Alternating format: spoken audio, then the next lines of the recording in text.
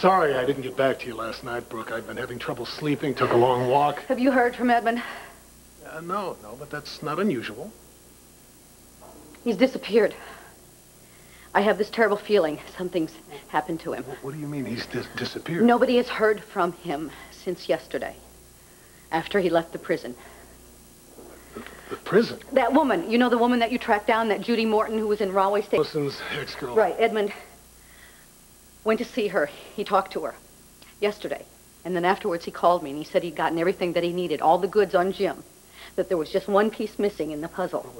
What exactly did he get on Thomasen? He didn't give me any specifics. And then we were disconnected. And he never called back. How about Peggy? Has she heard from him? Edmund left a message. He said he wasn't going to be home last night. He said he was working on an assignment for Tempo, and you and I both know that that is not true. What about Thomasen? I haven't seen him this morning. I called. He doesn't answer at his hotel room. Dimitri, what if he found out what Edmund's doing? Let's not jump to conclusions. I mean, Edmund could have been involved in an accident. I called the state police. I called every hospital between here and Rahway. There was nothing. Maybe he's following a lead from the Morton woman. Then why hasn't he called me? You're right. Doesn't make any sense.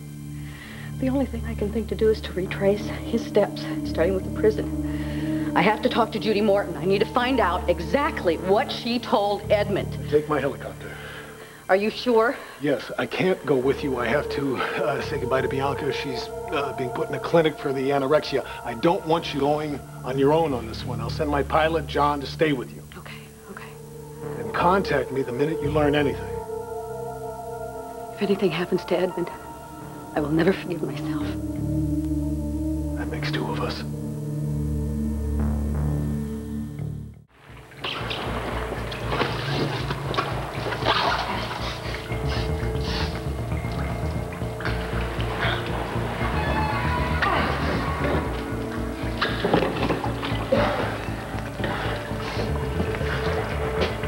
Hey, you're still alive.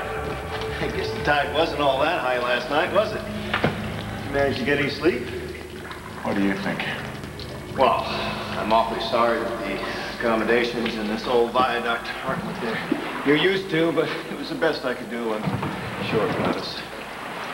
Hey, listen, you hungry? I brought you some food. Why bother? Oh, come on, Edmund. I'm one of the last of the good guys. With coffee? Take some water if you got it. Water? Sure, yeah, we got water. Don't want you to get dehydrated. Of course, pretty soon this place will be nothing but water from top to bottom. Water, water everywhere. Not a drop to drink. Here you go. None of that kicking, thrashing around like last time? Promise me? Good boy. There you go. How's that? Pretty good? You betcha. Hey, how about a donut? I had one of these on the way over. They're really not bad at all. Pretty good. There you go. Take a bite of that one. See what you think. Very good, eh? Ah, boy. So, you want to know what I did last night while you were here relaxing in your little waterbed? Oh, really? I went out and celebrated. What, your impending life in prison? You know, Jim, maybe you'll get lucky and they'll spring for a lethal injection. I never believed in capital punishment until I met you. Yeah, well, if I get caught. But I kind of doubt that.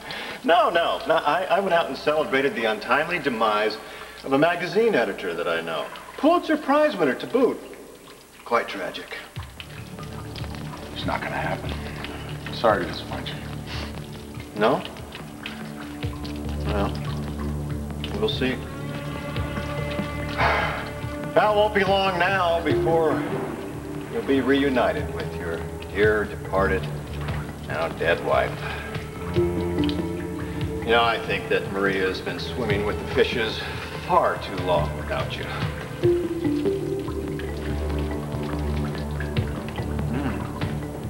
You from Tempo magazine? Yes. There was somebody else here from Tempo yesterday. Yes, that was my colleague, Edmund Grey. He spoke to an inmate here, a woman named Judy Morton. Yes? Mr. Murphy, it's imperative that I speak to Ms. Morton myself. Visiting hours don't start until noon. I can't wait till then. Look, she may have some crucial information. She's been in for years. Why is she suddenly newsworthy? It's a long story, and at the risk of sounding melodramatic, it may be a case of life or death, please.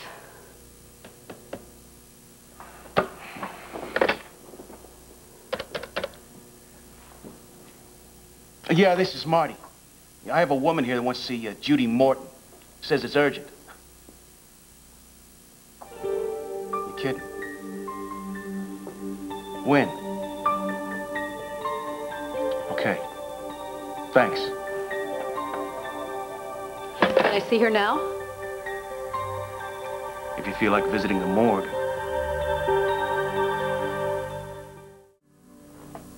Are you saying that Judy Morton is dead? It was news to me, too. But she was fine. Yesterday, I mean, did she get sick? Or? No. Got into a fight with another inmate. Stabbed to death. Listen, did she have any other visitors after Mr. Grey left? Another man, tall, gray hair? Not to my knowledge. Then he must have gotten word to someone else. Fights break out all the time. And these women are real creative at making their own weapons. Was she a known troublemaker? I mean, did she get into a lot of fights? Not to my knowledge. I mean, it doesn't matter. She probably ticked somebody off and they took care of her.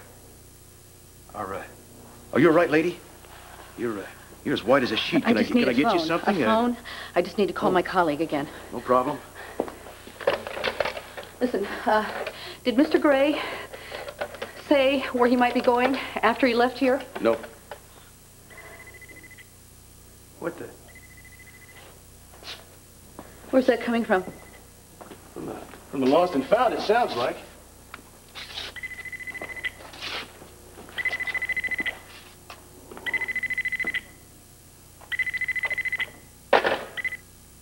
Well, I'll be damned. It must belong to your friend.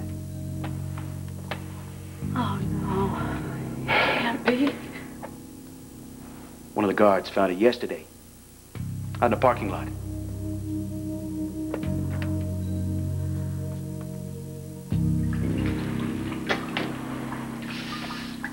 Brr, it's chilly in here, isn't it? Well, it must be really cold with those wet clothes on. I built you a fire, but...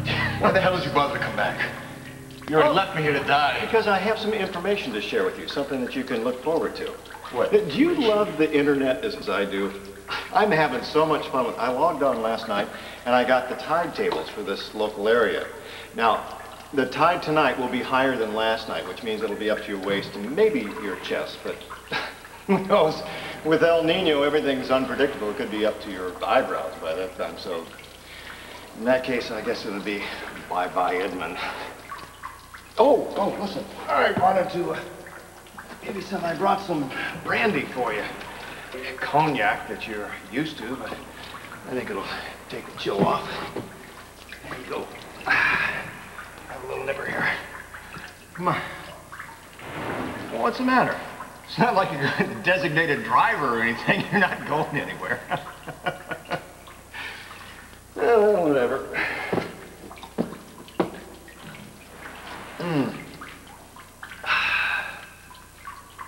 Listen, if you're thinking about your kids, I want you to know that you don't have to worry.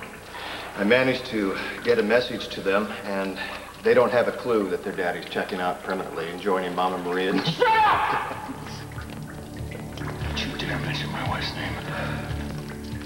You already murdered her, but that wasn't enough. You had to go after Haley and Mateo, too. Oh, Mateo, please. I just couldn't forget Flight 149, could he? Just had to keep on digging. You know, it was really his misfortune that you walked into that apartment when you did. Otherwise, he'd have checked out quietly, peacefully.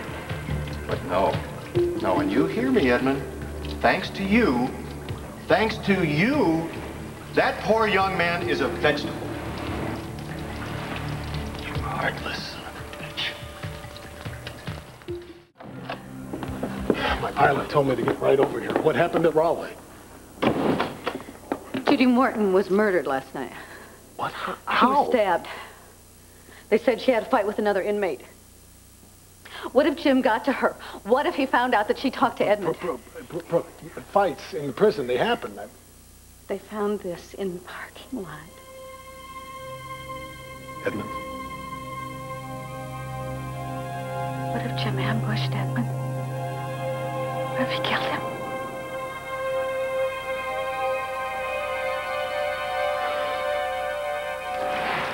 Edmund, you really should watch your mouth. You're in no position to be calling anybody names. You're pathetic, you know that? You're all swagger and you got nothing to back it up. Edmund, be polite. Did that do it for you? Did that make you feel real big? Shooting all that filth? Huh? That give you a sense of power? Control? Filth? Yeah. Those pictures.